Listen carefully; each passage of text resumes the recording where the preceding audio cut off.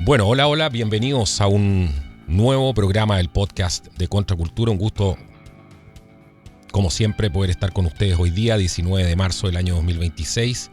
Y hoy día vamos a traer un tema que está sacudiendo los cimientos de la política internacional, que tiene que ver con el conflicto que hay actualmente entre Estados Unidos, Israel y Irán. Esta es una grieta que ya se está viendo venir, y esta grieta tiene que ver con una ruptura, una evidente, o grieta al menos, es lo que están hablando algunos medios, ¿no?, que se ve venir entre Donald Trump y Benjamin Netanyahu. Todo esto por la guerra contra Irán. ¿Por qué es tan importante esto? Porque lo que vamos a ver es que ha revelado un periódico, el Daily Beast, en un artículo absolutamente explosivo, que lo publicaron de hecho ayer mismo, que están hablando que los asesores más cercanos del presidente Trump están prediciendo que aquí podría haber una ruptura mayor con el primer ministro israelí. Y esto no es algo cualquiera, ¿no? Esto es una diferencia estratégica que estarían teniendo estos países, una diferencia profunda. Y esto, por supuesto, podría cambiar el rumbo de este conflicto, ya que tiene a Medio Oriente en llamas. Muchos han criticado, y con justa razón, la decisión del presidente Donald Trump, que habría sido presionado por el gobierno de Israel, por el gobierno de Netanyahu, para entrar en este conflicto. Y acordémonos que esto comenzó el 28 de febrero, ¿no?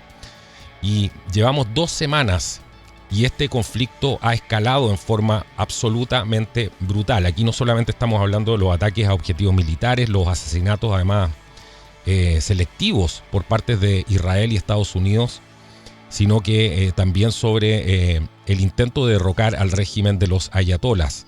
Así que lo que pasa aquí y lo que publica este artículo, porque es tan interesante, y de esto vamos a hablar con mi amigo Pablo Pérez, que nos acompaña hoy día, el gran Pablo Pérez.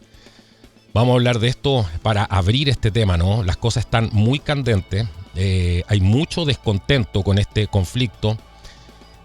Vamos a analizar también la arista interna de Estados Unidos, que muchos están pasando por alto, centrándose simplemente en la guerra o quedándose con lo que pasó en Venezuela, pero esto está muy complicado. Y se dice dentro del entorno de Trump que Israel tendría otras prioridades que son diferentes, ¿cierto?, a las del gobierno norteamericano, y eso lo estaría haciendo entrar en un conflicto. ¿Cómo estás, Pablo? Bienvenido. Hoy día tenemos un tremendo programa, tenemos mucho hilo que cortar. Las cosas están muy complicadas, amigo mío. ¿Cómo estás? Bienvenido al podcast de Contracultura. Hola Carlos, ¿cómo estás? Es un tremendo honor compartir contigo lo que es ya prácticamente el segundo programa de la temporada 2026 del podcast de Contracultura. Como siempre aquí rápidamente saludar a nuestros amigos que nos escuchan no solamente en Chile, que especialmente para quienes los saludos también nos escuchan en el resto del mundo, también está comenzando a vivir lo que parece ser una suerte de cambio de ciclo. Como para comenzar el tema, podría decirte que recuerda que nosotros hicimos 2 programas con este mismo tema el año pasado, en el mes de junio y agosto del 2025. De hecho, recuerda que nosotros hicimos un programa y 6-7 horas después comenzó un intercambio de misiles, creo que fue en junio del año pasado, un intercambio de misiles y también de bombardeos aéreos entre Israel y la República Islámica de Irán, pero por aquel entonces, y lo confieso aquí al aire, no dimensioné en que las consecuencias en aquel momento, que estas pudieran ser las consecuencias que no solamente eventualmente pueden tener al mundo al borde de una tercera guerra mundial abierta, que algunos sostienen, incluso yo por lo menos prefiero tomármelo con un grano de sal aquello, que podría incluso suponer el uso de armas no convencionales, sino que también tiene incluso algo aún peor, el potencial de crear una crisis económica sin parangón, por lo menos desde la del año 1929 del siglo pasado, que recuérdate tú, fue el gran catalizador de los totalitarismos del pasado siglo. ¿Mm? Así es. Así es. Y dentro de la Casa Blanca, eso es lo que ha trascendido, ¿no? Dentro de la Casa Blanca el ambiente es de alerta máxima. Dentro del Pentágono también, ¿cierto? Se le dijo a Trump que no hiciera esto, muchos asesores militares. Eso está confirmado y él fue de todas maneras ¿cierto?, a iniciar este conflicto. Y los mismos asesores, algunos de Trump, están admitiendo que se han dado razones distintas aquí para la guerra. Y todo esto ha pasado en solo 2 días. O sea, aquí estamos hablando de que hay un problema comunicacional desde el día 1, ¿cierto? Que no han sabido cómo justificar este conflicto, que han ido cambiando ¿cierto? Las razones, ¿cierto? Y los objetivos. Y muchos han criticado de que aquí no había un plan organizado, digamos, un plan para poder terminar con esto, ¿no? O sea, que se cumpliera con los objetivos y después salir. Y Trump quería hacer esto muy rápido, me imagino que confiado en lo que había pasado en Venezuela, confiado en algunos éxitos que había tenido, pero esto es algo muy, muy distinto, meterte con Irán y agitar el avispero, ¿no? de Medio Oriente. Así que imagínate que llegó el martes, ¿no? Recién ahora la renuncia además de Joe Kent, que es el director del Centro Nacional de Contraterrorismo. Él escribió una carta que es absolutamente bomba. Él dice que Irán no representaba ninguna amenaza inminente. Eso es lo que dice él, ¿cierto?, para nuestra nación. Y dijo además, está claro que empezamos esta guerra por presión de Israel y su poderoso lobby americano. Entonces, las cosas están muy, muy, muy complejas, Pablo. Sí, Carlos, qué bueno que toques ese punto. Esa es una noticia absolutamente no de ultísima hora, pero sí de última hora, porque nosotros que estamos grabando al día siguiente no solamente de cuando se conoció la renuncia de Joe Kent, que además tiene una historia de vida bastante particular que avala la denuncia que él hace. El hombre estuvo destinado en Siria. De hecho, su mujer murió en un atentado suicida perpetrado por la gente de ISIS, sobre la cual pesa, como tú sabes, una acusación bastante grave de que no serían un grupo terrorista normal, sino que incluso sería una suerte de grupo controlado por el tristemente célebre Mossad israelí, que en honor a la verdad hay que señalar, no ha sido debidamente comprobada la acusación, pero sí es una sospecha que pende a nivel mundial.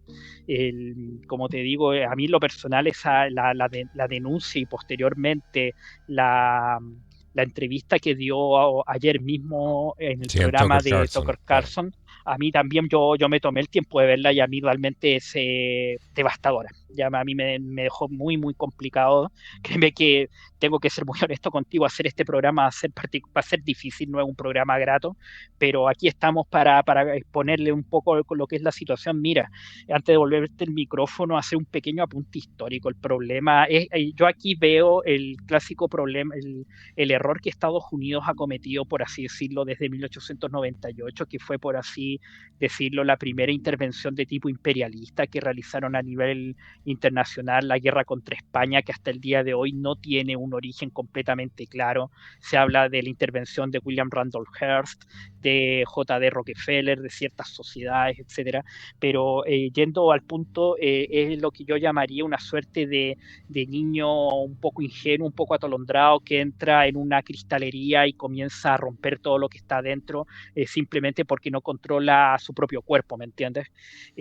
Piensa tú que los ayatolas podrán ser lo que podrán ser, pero son los últimos herederos de una de las civilizaciones más antiguas del planeta.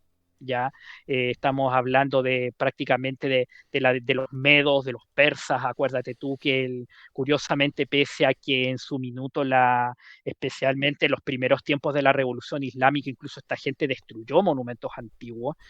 Luego, especialmente durante la guerra contra Irak del año 80 al 88, Khomeini se dio cuenta que era un buen negocio revivir el orgullo nacional apelando a figuras tales como Ciro el Grande, como Jerjes y otros personajes que de sobra conocidos, y les resultó, ¿me entiendes? Mientras que Irak salió en una crisis terminal que acabó con Hussein colgado, Irán a principios de los 90 ya estaba meridianamente recuperado, no solo desde el punto de vista material, sino también espiritual, una nación de carácter bastante duro. Una estrategia que, por ejemplo, no es algo, ¿me entiendes?, nuevo. Stalin apeló a las figuras del antiguo pasado zarista para poder movilizar a las masas contra los invasores alemanes cuando se dieron cuenta de que apelar al ideario comunista simplemente no le estaba resultando. En el caso de Israel, ¿me entiendes tú? Con la salvedad de que durante casi 2000 años fueron un pueblo errante, un pueblo sin un territorio. También pasa algo parecido, es un pueblo con una carga. Tú hablaste mucho de eso en tu excelente programa anterior con el que inauguraste la temporada de 2026 de Contracultura. Es un pueblo que también se siente llamado con un destino de tipo escatológico, apocalíptico, y también bastante más antiguo que la nación americana, que recién este año cumple 250 años de historia, que en tiempo geológico es prácticamente nada, ¿me entiendes? Así que... Y con esto te devuelvo el micrófono. Mi acerto parece ser confirmado por la reciente deposición que hizo Tulsi Gabbard, la directora nacional de inteligencia, ante el Senado, donde afirmó de que, entre otras cosas, en la planificación del conflicto se parecen haber cometido errores fundamentales sobre la interpretación de la sociología iraní, en particular que en lugar de tirar la toalla en términos boxeriles con la muerte de Khomeini y de un par de personajes más, en realidad parece estar actuando un tantito más embravecido. Y confirmar lo que tú señalaste, que efectivamente el general Kane, que es el jefe Tim Kaine, el jefe del CENTCOM, del Estado Mayor Central estadounidense, a principios de febrero trascendió la información de que había recomendado in extremis al presidente Trump no realizar este ataque, y después la información fue desmentida un poco chapuceramente, ¿me entiendes? Así que desgraciadamente en esta pasada, podríamos decirlo, en la niebla de la guerra previa al ataque del 28 de febrero, el perdedor parece ser, desgraciadamente, y hay que decirlo, Donald Trump. Bueno, así es, porque la base, lo que pasa es que la gente, y esto no es una defensa de Irán, se darán cuenta que uno trata de ser aquí lo más imparcial posible, entendiendo, nosotros sabemos, entendemos esto en Hispanoamérica, en Latinoamérica, ¿cierto? Lo fuerte que nos ha golpeado Irán con su programa de armas, con las infiltraciones, o sea, y eso lo hemos denunciado aquí también, pero hay que entender que el programa de Trump, por lo que la gente votó, no incluía una guerra. Y menos con Irán, ¿cierto? Porque él repitió hasta el cansancio, y son sus palabras, uno puede ser testigo, ¿cierto?, de lo que él dijo. Repitió hasta el cansancio de que Biden había sido un torpe, de que de que Biden nos iba a llevar este tipo de conflicto, Kamala Harris iba a iniciar inmediatamente una guerra con Irán, y mira lo que pasó ahora. Entonces eso es lo que la gente no le está perdonando. No se lo está perdonando su base. Entonces tenemos no solamente en la Casa Blanca, no solamente con el tema de lo que está pasando dentro de los círculos de poder y militares dentro de Estados Unidos, sino que también en el pueblo norteamericano, que no quería en ningún caso y justamente votaron por Trump para que no hiciera esto. Y eso es lo que la gente no le está perdonando, y no le está perdonando tampoco su base de que esté haciéndole caso a un gobierno extranjero. Y eso es lo que ha desatado en este momento todo un torbellino político dentro de Estados Unidos, y muchos han llegado a afirmar que MAGA está absolutamente muerto. O sea, el movimiento MAGA está absolutamente muerto, con disputas internas, con peleas internas, ¿cierto? Con gente que uno se echa la culpa a otro, unos dicen, bueno, pero tú apoyaste también a Trump, lo sacaste electo, etcétera. Entonces, todo eso es lo que está pasando ahora. Y en medio de todo esto, el secretario de Defensa, para que veamos más o menos Pete Hegseth, ¿no?, le preguntaron a él si Irán debía capitular ante ambos países para poder terminar la guerra. Y él respondió lo siguiente, dijo: nuestros objetivos son nuestros objetivos. Nosotros marcamos el ritmo de esta guerra, tratando, ¿cierto?, de despegarse seguramente de la posición y de lo que ha trascendido de que Israel los habría presionado a hacer este ataque, y les habría dicho, bueno, nosotros vamos igual, se suman ustedes o no. Entonces aquí tenemos una diferencia clara, ¿no?, entre los objetivos, al parecer, por lo que está saliendo aquí, que hay entre Washington y Jerusalén, porque lo que quiere Trump es una cirugía rápida, ¿cierto?, y salir con la cabeza en alto, y eso no le está resultando en ningún caso. El tema de Irán es un tema de supervivencia, y hay que entenderlo de esa manera, y tiene toda la presión para poder cerrar además el estrecho de Hormuz y escalar esto, como dijiste tú, a un conflicto ya de carácter mucho más amplio, internacional, y de guerra económica. Entonces, Netanyahu, por otro lado, él quiere seguir hasta que el régimen caiga, o hasta que el caos sea irreversible, o hasta que vuelva, o sea, hasta que llegue el Mesías, como él mismo de hecho lo ha afirmado. Quedé impactado yo porque justo había hecho yo un programa de eso, pero parece que eso es lo que hay detrás, ¿no?, en este conflicto, que es de carácter absolutamente religioso para mi gusto, Pablo. A ver, mira, todo apunta de aquí, para, para aquellos que nos acostumbran a criticar y, como tú dijiste, acusarnos de falta de neutralidad. Yo, como te dije, yo también estoy cumpliendo con exponer todos los datos que tenemos a nuestra disposición. Lo primero que te puedo decir sobre Irán es que tenemos que entender que es un pueblo rehén. Ya es un pueblo rehén. Yo te dije que es un pueblo que tiene casi 4.000 años de historia, que a nivel de la línea de tiempo está más o menos con la civilización egipcia, los chinos y un par de civilizaciones mesoamericanas, ¿me entiendes tú? En cuanto a antigüedad, y dentro de esos 2.000, 3.000 años de historia, los 40 y tantos años de la revolución islámica de Khomeini son prácticamente una gota en el mar, ¿me entiendes? Hay que entender que el pueblo iraní en cierta parte es una víctima, está secuestrado por este gobierno que surgió, digámoslo, producto de una revolución que fue ingenierizada, tal como lo fue también la revolución cubana, ya donde incluso algunos magnates que fungían ser amigos del libre mercado y una serie de cosas más, resultaron ser los principales financistas de Fidel Castro. Algo parecido ocurrió con Khomeini y sus seguidores, que tal como ocurrió, por ejemplo, con el Khmer Rouge camboyano, durante más de aproximadamente 20 años, desde la década del 60, su cuartel general estuvo en las afueras de París. Ya recuérdate que personajes de la nueva ola de la filosofía francesa como Foucault y otros eran invitados recurrentes a las tertulias que Khomeini y otros miembros de su guardia celebraban en las afueras de la Ciudad Luz, ¿me entiendes? Así que eso es lo primero, entender en cierta medida que por eso al principio el plan de Trump quizá iba por un buen lugar, apoyando en principio, limitándose a apoyar de alguna manera las protestas que comenzaron ya el 2022 con la muerte de esta muchacha asesinada por la Guardia Revolucionaria simplemente por no llevar un velo en el pelo, ¿me entiendes?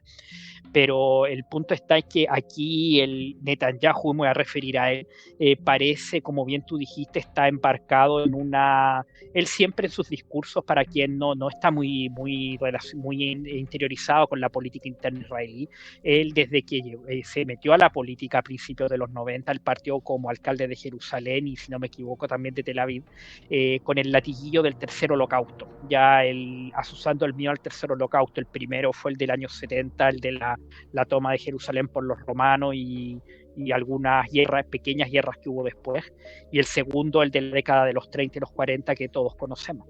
Y con eso, en cierta medida, durante cierto tiempo inflamó la vena patriótica y también apeló al miedo, especialmente de la gente un poco más adulta de Israel. Pero después de prácticamente 50 años que lleva en política metido este personaje, la población, especialmente la gente joven, está sufriendo en sus propias carnes su delirio, su locura. Ya poco se dice de que la principal ciudad de Israel, Tel Aviv, una ciudad bastante, además, muy, muy bonita, en algún minuto era considerada una de las perlas del Mediterráneo junto con Beirut. En estos momentos la ciudad está en cerca de un 70% en el suelo. Ya registra daños de ataques anteriores, y tampoco parece tener en consideración de que, si bien Irán e Israel no comparten frontera, y si hay una eventual guerra terrestre clásica de tanques, movimientos de infantería, etcétera, esta podría librarse sobre suelo iraquí. Nuevamente estamos hablando de el Tigris, los ríos Tigris y Éufrates, con la relevancia religiosa y profética que tienen. Recuérdate tú, Carlos, que algo hablaste tú eso en el programa anterior, la profecía del gran Israel y una serie de cosas más. Sin embargo, mi apuesta es que esa guerra terrestre Israel la va a ganar. Ya así de simple. Piensa tú que el año 73 estuvieron a un tris de ser derrotados. Estados Unidos tuvo que acudir en su rescate, pero a cambio se formó la OPEP, provocó probablemente el primer embargo petrolero de la historia, que provocó la crisis del petróleo, que acá en Chile, sin ir más lejos, fue el último clavo del ataúd de la Unidad Popular.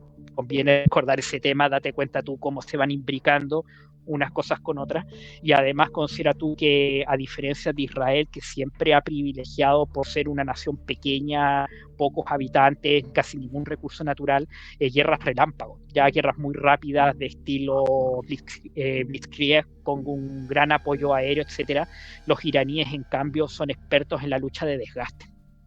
Y la mejor prueba de eso fue una guerra que pienso que a menos en Hispanoamérica es poco estudiada, pero debiera serlo más, que fue la guerra del año 80 al 88 contra el Irak de Saddam Hussein. En esa ocasión estos dos países se infligieron todos los daños posibles que dos pueblos pueden provocarse. Quizás lo único que no hicieron fue recurrir al canibalismo, pero piensa tú que en el marco de la guerra se realizaron los últimos ataques con gases químicos de los que se tiene conocimiento en la historia del siglo XX. ¿Ya? Así que eso te dice más o menos el carácter de los personajes que intervinieron ahí. Yo no sé si eso es algo que en una mano Netanyahu no está considerando, o bien probablemente la otra, que es lo que a nosotros nos tiene más preocupados, lo ve como un costo necesario para provocar ese resultado escatológico, que es lo que ellos llaman el advenimiento del Mesías, que ya que yo me tengo no puedo ocultar mi confesión religiosa, como ustedes, yo soy cristiano católico y además de doctrina correcta. Desgraciadamente lo que para ellos es el llamado Mashiach, al que tú te referiste en el programa anterior, es lo que nosotros identificamos como el anticristo. ¿Mm? Sí. Eso es lo que hace tan complicado esto, ¿no? Porque a Netanyahu se lo ve muy cómodo con esta situación. Bueno, que hay muchos rumores, si está vivo, está muerto. No vamos a entrar en esa dinámica porque no hay nada probado todavía, ¿cierto? Pero hay muchas cosas raras, videos extraños que están circulando de él.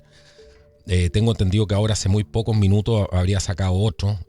No lo he podido revisar en detalle, digamos, pero hay muchas cosas raras respecto a esto. Entonces...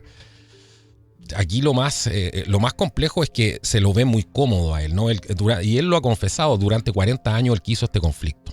Y eso, entonces, no es de extrañar que haya siempre una pequeña sonrisa en su rostro cuando se refiere a esta guerra, ¿no?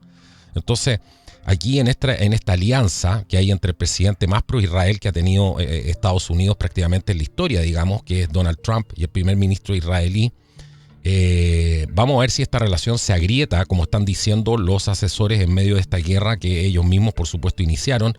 Y aquí las consecuencias, Pablo, pueden ser gigantescas.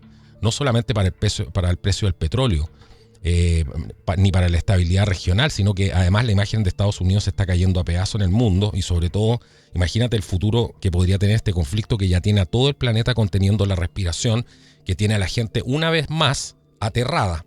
Porque si nosotros si hacemos un borrador, si sacamos un borrón, si sacamos las cuentas acá, bueno, la primera administración de Trump también la gente estaba aterrada con el tema del famoso virus y todo. Entonces aquí mucha gente está diciendo aquí no ha cambiado absolutamente nada, ¿cierto? Porque hay ciertos avances y esto es lamentable porque Trump venía haciendo cosas muy, muy buenas, pero siempre nosotros hemos dicho, bueno, lo bueno lo apoyamos y lo malo lo criticamos. Esto...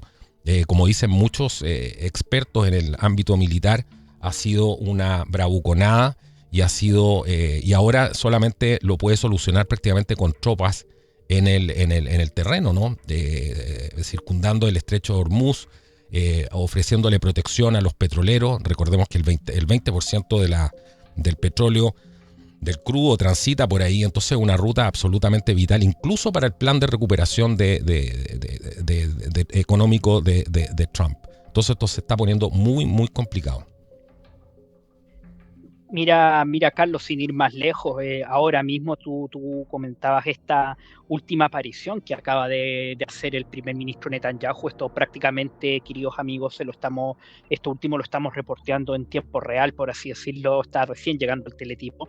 Está haciendo unas declaraciones absolutamente provocadoras. Acabo de verlo aquí en Telegram, donde el hombre incluso llegó a decir poco menos, y me hago plenamente responsable de lo que voy a decir. El hombre dijo que Jesús no tenía ninguna ventaja sobre Gengis Khan, ¿ya? señalando de que si uno se esfuerza lo suficiente, el mal puede vencer al bien. Imagínate. Y ese video lo viste en la cuenta de él, está confirmado, porque ese es el otro problema que tenemos en este conflicto, que no sabemos ya lo que es real. Los ataques a Israel, exactamente. cuál es la magnitud del daño. Hemos visto una cantidad de videos hechos con inteligencia artificial, uno ya no sabe qué es real y qué no. Exactamente, como bien tú dices, curiosamente, aquí un breve apunte, efectivamente se ha tratado de imponer la ley militar sobre la información que sale del Estado de Israel, pero curiosamente hay que ser bien honesto en este sentido. En general, en Israel, la libertad de prensa, recordemos que nosotros lo conversamos en el programa de junio del año pasado, el única piedra de tope que tenía para sus planes el señor Netanyahu era la Corte Suprema de Israel. Y hasta el día de la fecha ellos no han autorizado el recrudecimiento de la censura, y en general la actividad que, por ejemplo, la policía está realizando contra personas que están haciendo periodismo ciudadano, por ejemplo, en las ruinas de los kibbutz del desierto del Negev o de Tel Aviv, está siendo reprimida de hecho por la policía, pero tiene apoyo judicial. La libertad de expresión en Israel y de información tiende a interpretarse de manera bastante amplia, y por eso en general la calidad, por ejemplo, de la televisión es bastante mala. De hecho, el propio hijo de Netanyahu es propietario de un canal, el canal 12 local, que es famoso por su periodismo basura que hace, y además es uno de los medios que apoya al gobierno de su padre. Pero en general, dentro de la mucha desinformación que está saliendo, se están conociendo de la desesperación, de la preocupación de los ciudadanos que están viendo cómo sus ciudades, sus colonias agrícolas, sus villorrios prácticamente están siendo destruidos poco a poco por misiles que caen casi a 10, 11 veces la velocidad del sonido, ¿ya? Que también eso tiene un componente psicológico bastante tremendo, de algo que nosotros, yo diría, no hemos visto desde los bombardeos de la guerra de Vietnam y de la Segunda Guerra Mundial.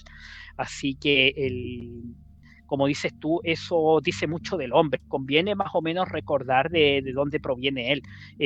Curiosamente, dentro del amplio mundo del judaísmo, curiosamente quienes más se oponen a, por así decirlo, las fantasías escatológicas del movimiento sionista son curiosamente las comunidades que vivieron milenios arraigadas ahí y que no formaron parte de la llamada diáspora. Ya eso, por ejemplo, los jaredíes y otros grupos que por ejemplo, ellos viven en barrios especiales en el llamado Jerusalén Antiguo, Jerusalén Viejo o Jerusalén del Este, pero en general quienes llegaron con esta, como dices tú, explotando la culpa colectiva y una serie de cosas más, buscando forzar ciertas profecías antiguas, fueron quienes emigraron del este de Europa después del año 45, ya que hasta esa fecha muchos de ellos provenían de lo que hoy día es Ucrania, Bielorrusia, la Rusia europea, el este de Alemania, etcétera. Y de ese grupo incluso ni siquiera es su apellido. Hay quien sostiene de que el verdadero apellido de Benjamín Netanyahu es de hecho Mileikowski. Ya Sí. es la práctica habitual de muchos de estos inmigrantes, quienes, por así decirlo, hebraizaron sus apellidos cuando llegaron a la Tierra Santa. Ese también fue el caso más conocido, fue el de David Ben Gurión, cuyo verdadero nombre era de hecho David o David Grun. Ya era un suizo-alemán, ¿me entienden? Ni siquiera era del este de Europa, provenía del centro mismo de Europa. Así que semitas no eran. Exactamente, es que eso, no eran para eso es lo importante entender aquí. Bueno, aquí tienes una serie de grupos religiosos judíos, ¿no?, que se oponen al sionismo en Israel. Eso es una realidad, y esos grupos no se les da voz. Y muchos de estos grupos están en una situación muy, muy complicada, y yo los entiendo, porque está habiendo una persecución contra los judíos, vamos a decir, hablando en el término más general, ¿cierto? Y ellos están aterrados con esta situación y culpan a Netanyahu por lo mismo. Porque lo está poniendo, que dice que nunca habían visto una persecución como la de ahora, en el último tiempo, ¿cierto? Y que esto ha sido detonado por Netanyahu.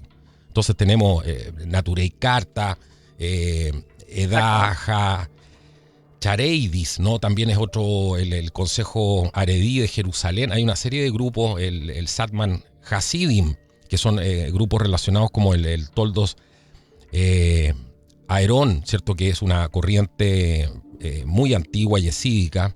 Ellos siguen las enseñanzas de ciertos rabinos. Entonces consideran al Estado, digamos, de Israel como algo blasfemo incluso. Entonces, y dentro de Irán pasa exactamente lo mismo. También tienes grupos religiosos iraníes que se oponen al régimen iraní. Tienes los clérigos chiitas, disidentes, los derviches, Gonabadi, ¿cierto? Los clérigos suníes. O sea, hay una serie de grupos que son duramente reprimidos, además. Y por eso y ni siquiera eso, Carlos, si me permites. esto es lo que no se habla, ¿no? Porque aquí hay una estos grupos incluso son duramente reprimidos en Irán, o sea, tienen arrestos, ejecuciones, les demuelen los templos. Entonces es una situación sumamente compleja dentro de los mismos países. Y si tú me permites el punto respecto de Irán, qué bueno que hayas tocado porque es algo que se ha conversado a propósito de las protestas que comenzaron en los primeros días de enero, que recrudecieron, porque esas protestas en realidad desde el año 2022 nunca terminaron, eso conviene recordarlo. La situación de los Bahá'í, que acá en Chile son muy conocidos debido al templo que construyeron en el sector alto de Santiago, con una estructura bastante particular que se ha vuelto en un hito turístico en Santiago de Chile, en Santiago capital. Los Bahá'í y los zoroastrianos o mazdeístas también, como se les llama, que una religión que prácticamente yo diría que es una de las más antiguas del mundo, sí, conviene recordarlo. Claro que el zoroastrismo volvió a tener cierta repercusión en Occidente debido a que uno de los rockeros más importantes del siglo XX, Faruk Bulsara, su verdadero nombre, Freddie Mercury, lo conocemos. De hecho, él pertenecía a ese grupo religioso que, de hecho, desde la llegada del Islam a las tierras persas allá por el año 630, 640 de nuestra era, comenzaron a sufrir una persecución realmente espantosa. De hecho, mientras sostenía el frente, y hay incluso muchas pruebas de eso, mientras sostenía la guerra contra Hussein en el frente interno, el ayatollah Khomeini y a la postre quien sería su sucesor, Jamenei, emprendieron lo que se conoció entre otras cosas como la Primavera Negra, que fueron auténticas campañas de exterminio tanto en las cárceles como en las ciudades y en los campos, justamente como bien tú dices, no solamente contra lo que podríamos llamar la disidencia islámica, sino también contra justamente grupos como los zoroastrianos y los Bahá'í, y eso también a su vez detonó lo que se llamó la pequeña Guerra Fría o la Guerra Fría Árabe, donde Irán entró en conflicto en una suerte de desprecio mutuo con países de mayoría sunita como Egipto, la Siria de los Assad y con Arabia Saudita, el país del wahabismo, ¿me entiendes? Así que conviene también recordar que no solamente la población israelí está sufriendo por las malas decisiones de sus líderes, sino también Irán. Yo por algo te dije al inicio del programa de que conviene entender a Irán básicamente como un pueblo, como la gente de la calle es un pueblo rehén de sus propios líderes. Sí, claro. Y ahí hay visiones encontradas, ¿no? Porque hay muchos iraníes que te dicen, bueno, en un inicio, yo no sé si esto estará pasando todavía, pero muchos estaban en los tejados festejando los bombardeos. Otros han salido porque tienen otra versión, ¿no? Y han hecho declaraciones mucho más alarmantes, ¿no? De que están ejecutando gente. Bueno, eso lo vimos en las protestas. Pero hay gente que ha salido literalmente llorando del país, tratando de salir y describen cosas realmente abominables por parte del régimen. Entonces, esto es sumamente complejo, meterte a agitar ese avispero, ¿no? Sobre todo donde hay un poder de fuego enorme en manos de gente con todas estas ideas mesiánicas, que es lo que nosotros dijimos, ¿te acuerdas? Bueno, no solamente nosotros, pero lo dijimos en un programa antes y fuimos bastante criticados porque la gente todavía veía... estaba tomando parte, ¿cierto? Por un lado, por el otro, diciendo que Irán tenía que ser aniquilado a como de lugar. Entonces, esto es sumamente complejo. Mira, qué bueno porque como te digo, para que la gente sepa, nosotros estamos grabando este programa el día jueves 19 de marzo, prácticamente los hechos están ocurriendo en tiempo real.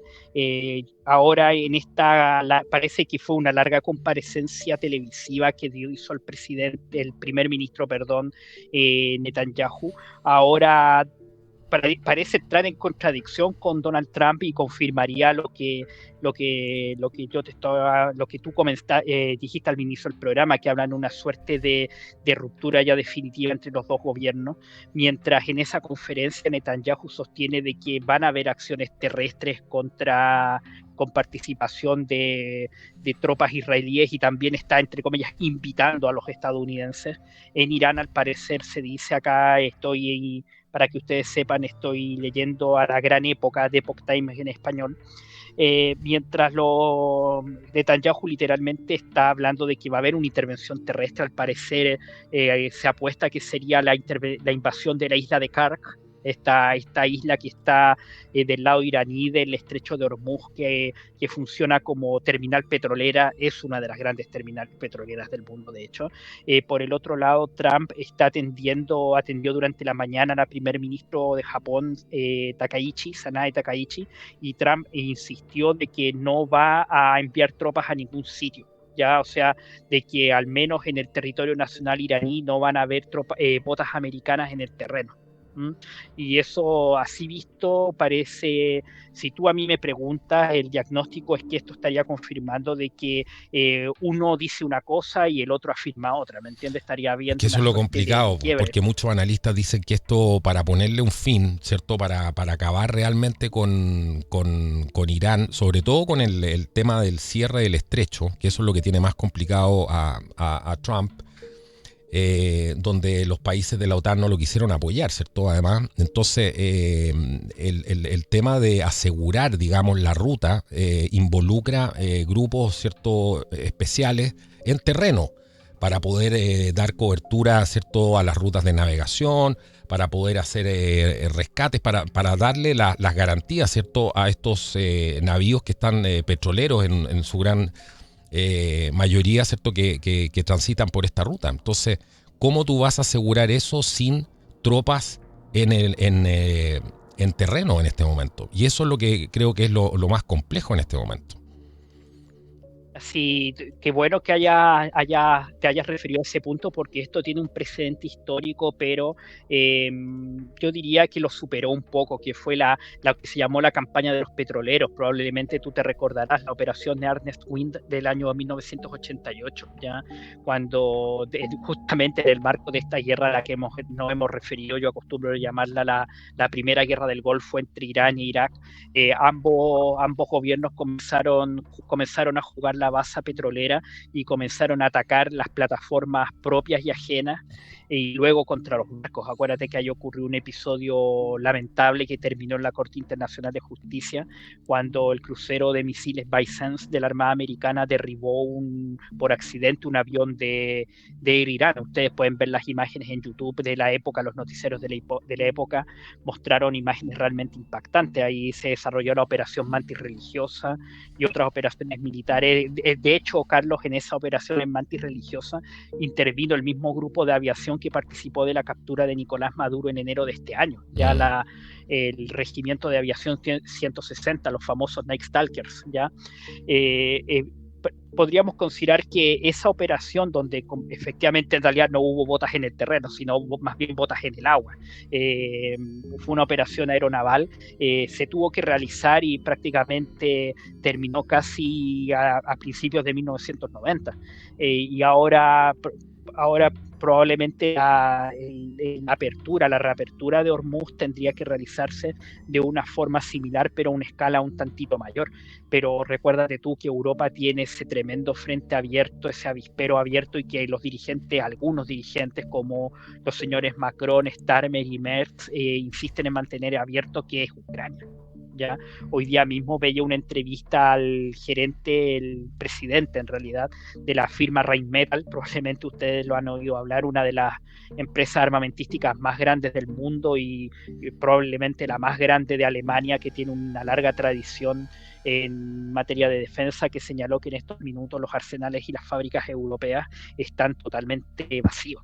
Dice que incluso con la producción actual no pueden satisfacer ni las demandas de Ucrania y de otros grupos que están combatiendo en el este contra Rusia, ni tampoco abastecer las demandas que provienen del Medio Oriente y de los aliados de Europa y de Estados Unidos que están, por ejemplo, en el Asia Pacífico y en América. Eso nos toca directamente a nosotros. Piensa tú que Chile es un cliente, es uno de los buenos clientes que tiene Rheinmetall, ¿me entiendes? Así que ese es otro factor que hay que considerar en la negativa que la OTAN, en este portazo que la OTAN le dio en las narices a Trump.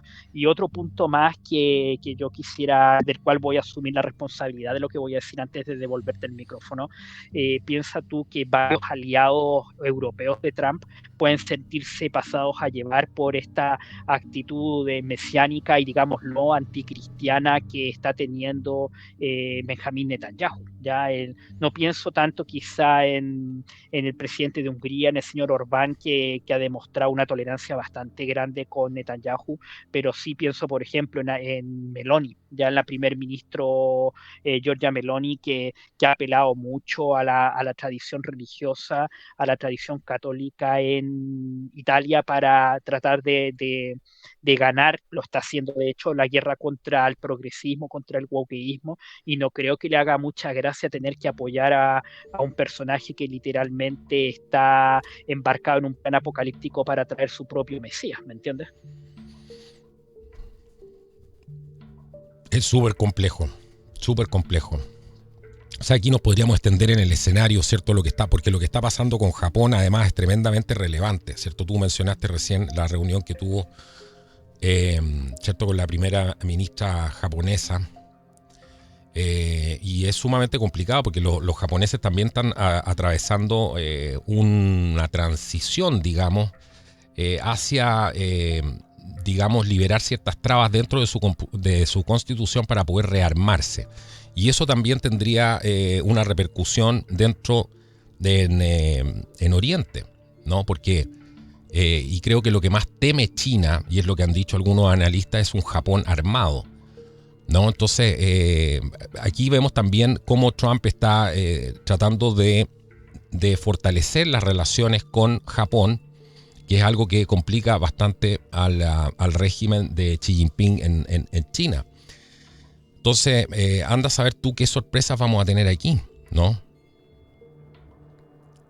Exactamente, sin ir más lejos, la misma gran época, un medio que nosotros habitualmente acostumbramos consultar para realizar estos programas, comentaba que ayer día miércoles, después de que, porque dicho sea de paso, como tú dijiste, y el Golfo Pérsico está consumiendo nuestra atención, pero la prensa parece obviar que el frente interno en Estados Unidos o qué está pasando en el Asia Pacífico.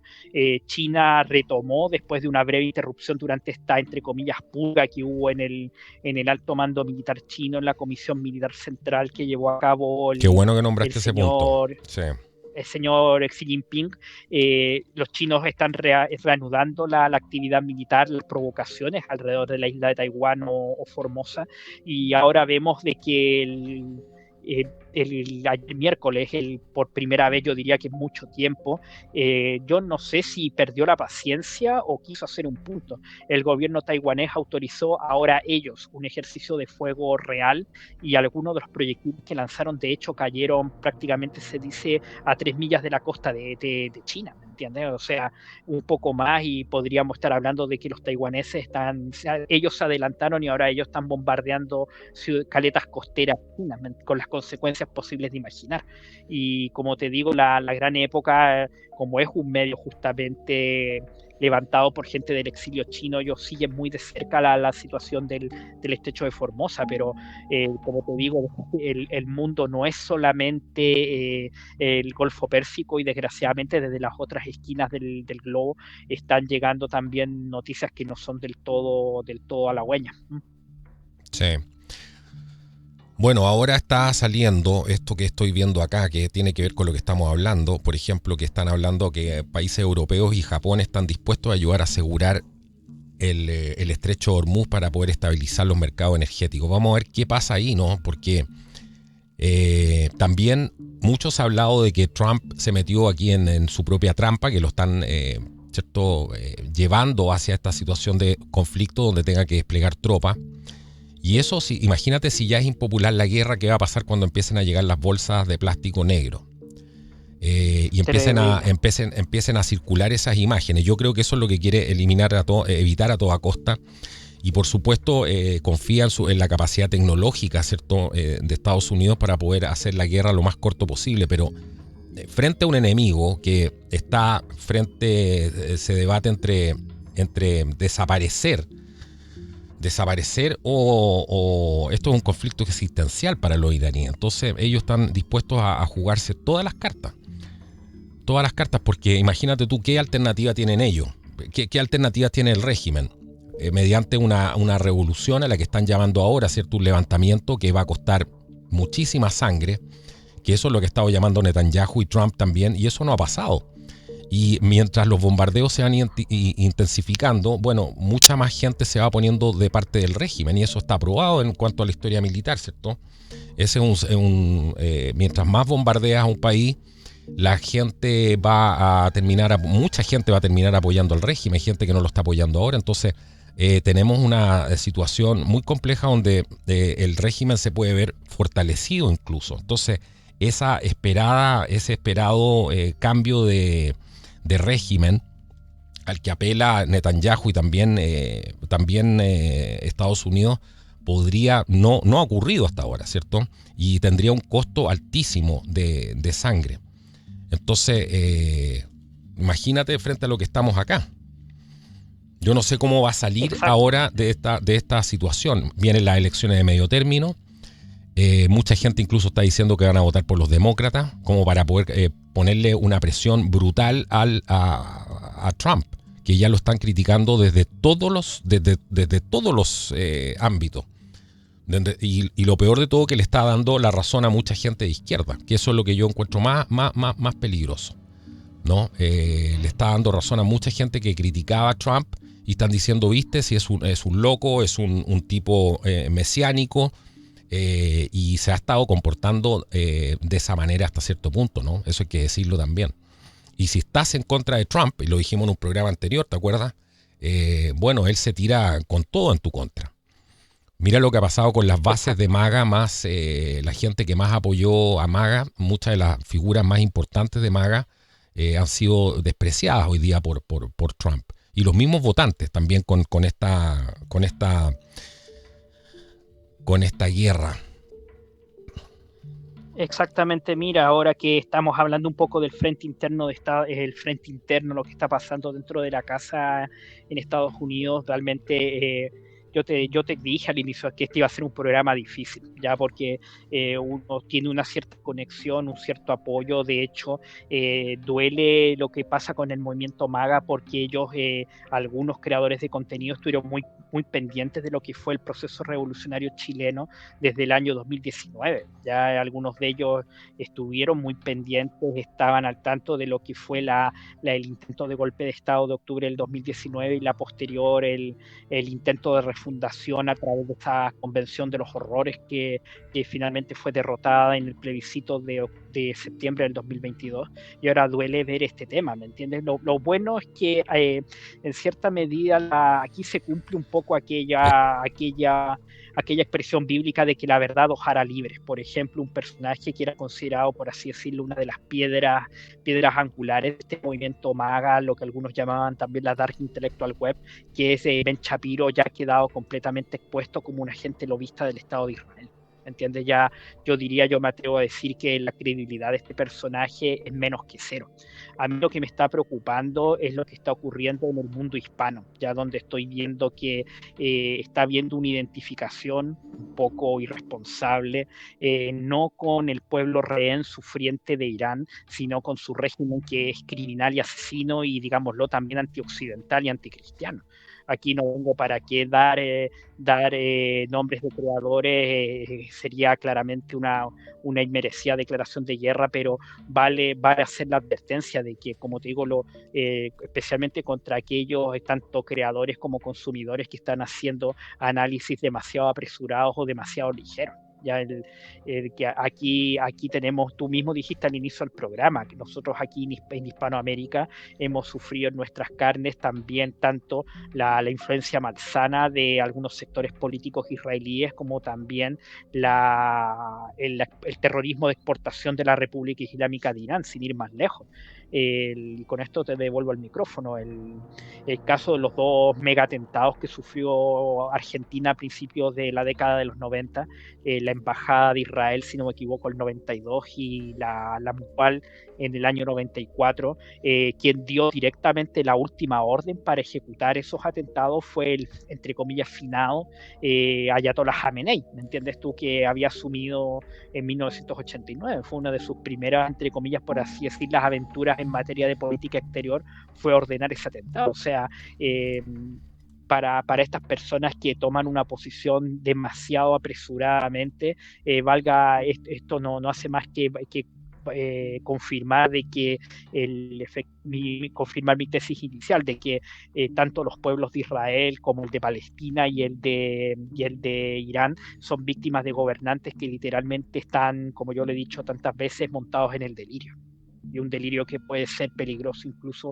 para la raza humana, que entrando ya en un terreno un poquito más teológico, su redención es el objetivo último de la religión, ¿me entiendes? Tú no llevarla a un lugar peor de donde estaba previamente, antes de la creencia. Súper, súper complicado, porque me llegó un video de la doctora Brandolino, que ella estuvo aquí en el programa, aquí en Contracultura, con un video muy, muy exitoso, más de 1.300.000 reproducciones. Adivina dónde está el video.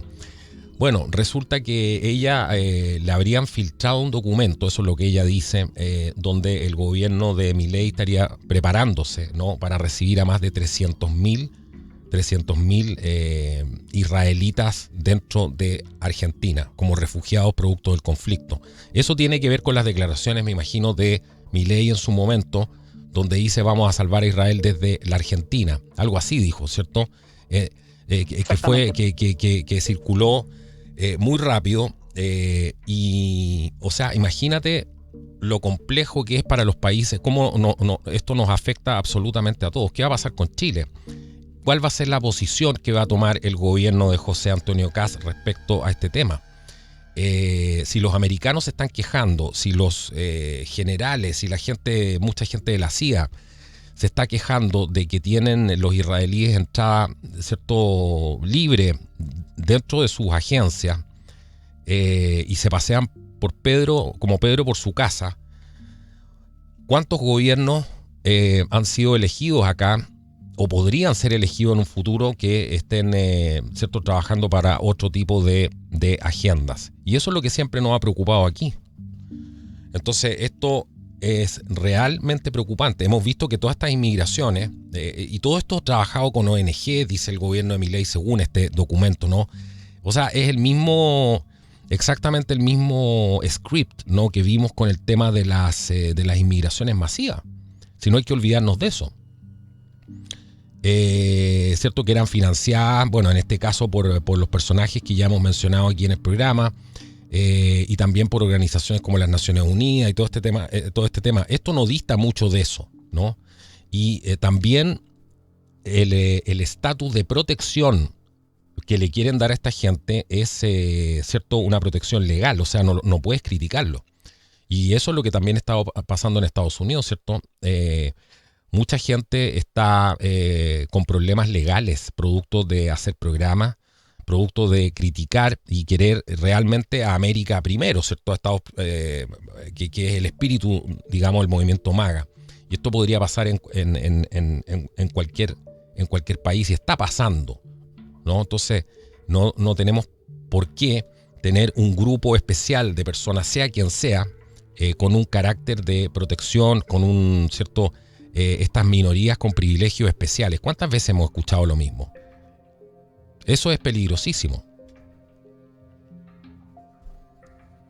Tal como dice, efectivamente yo tuve acceso, de hecho vi el programa completo de la doctora Brandolino. Aprovechamos de aprovechamos de enviarle un saludo acá. Ella, efectivamente, yo ese programa lo vi, el que tú decías, tú hacías la pregunta, adivinen dónde está, yo te contesto un poco retóricamente, está en la morgue de YouTube.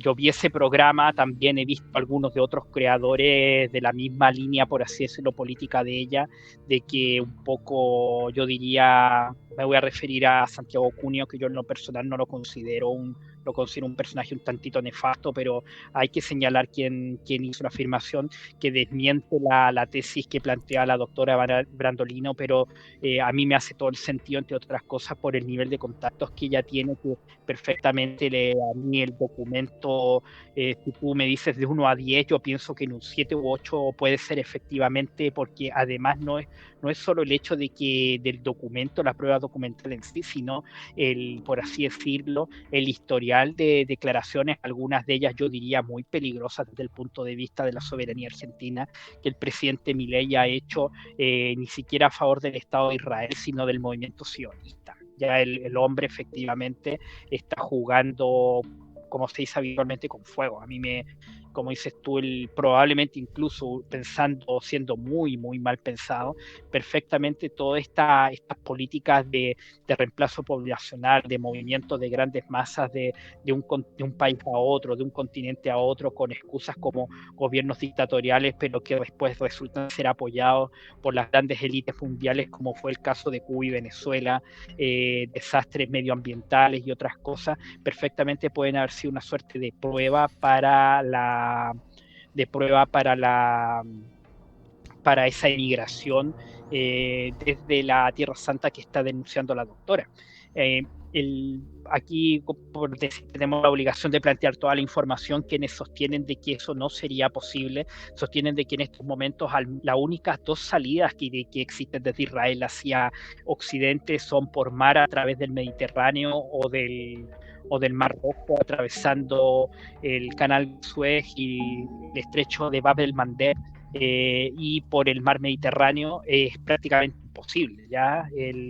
Entre otras cosas porque ahí van a pasar por delante de las fauces de los hutíes. En el caso del Mar Rojo, tú tienes el caso del Mediterráneo Oriental, donde claro, efectivamente están las flotas de la OTAN, pero también hay una importante presencia naval turca, también está empezando a reaparecer la marina rusa en el Mediterráneo.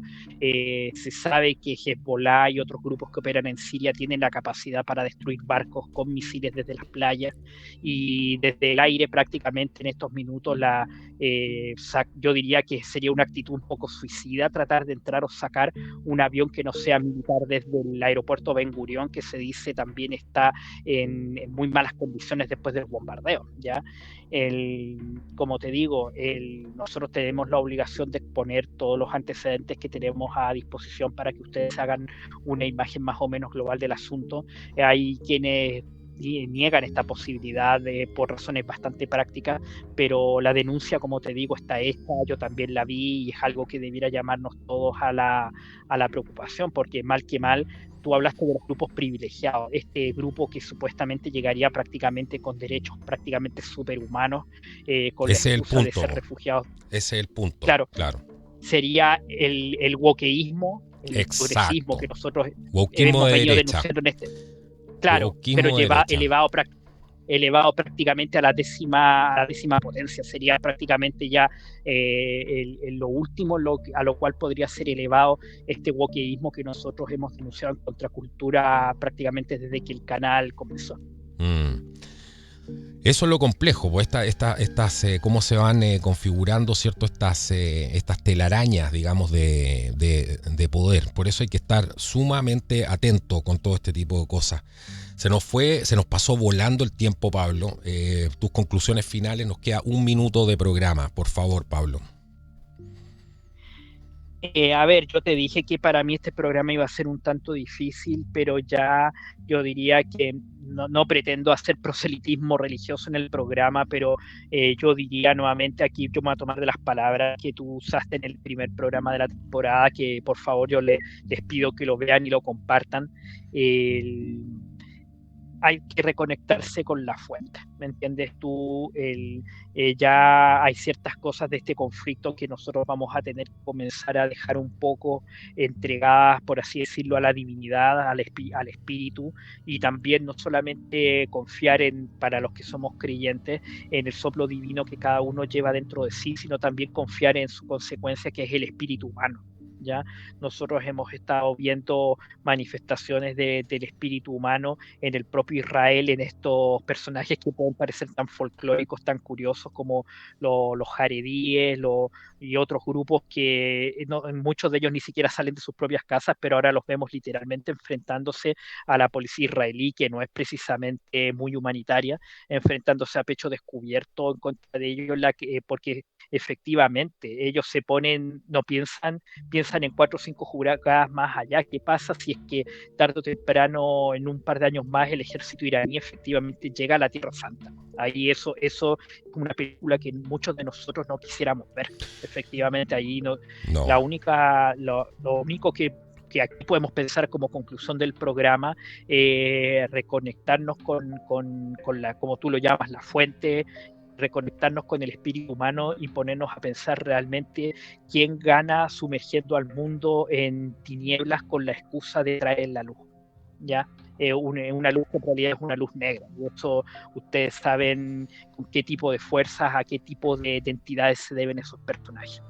Así que eso es más o menos yo quisiera dar conclusiones un poquito más, ¿me entiendes tú?, más terrenales, más concretas, más de la geopolítica, pero desgraciadamente, como bien tú dijiste, a la fecha que estamos realizando el programa, aún esto parece ser una telaraña. Lo único concreto que yo insisto en la idea con la que comencé el programa. Trump desgraciadamente parece haber perdido el toque que el hombre había demostrado tener, ser capaz de armar unas jugadas bastante interesantes, pero al parecer yo diría que por primera o segunda vez en su carrera política parece haberse quedado con los pies un tantito acorbatados. Así que rogar de que esto no, como te digo, esto no se traduzca ya sea en una crisis civilizacional o bien en una catástrofe económica que perfectamente puede remodelar el mundo de una manera que nosotros no queremos, como ocurrió efectivamente en Europa, especialmente en la década de los 30 y los 40.